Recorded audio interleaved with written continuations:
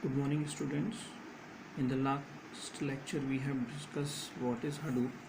Now moving to the next lecture, that is Hadoop architecture.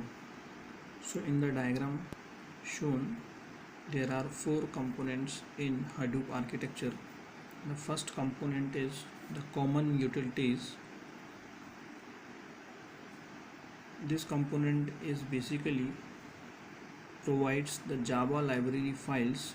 We can say it provides the basic Java files and scripts to other components of the Hadoop architecture. Means its responsibility to provide Java library files to other component of the system. The second component is the Yarn framework. It is also called as yet another resource negotiator. So basically Hadoop system is used to store the big data into its storage. So Yarn framework is basically responsible for job scheduling and resource management. Means whatever files are going to be stored, whatever jobs are required by these files, that will be the responsibility of Yarn framework, and also it will allocate the resources for that file.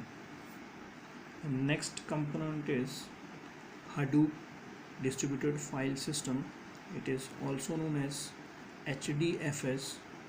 It is the main component of Hadoop architecture, which is basically used to store the files of the big data, and it uses the concept of distributed storage.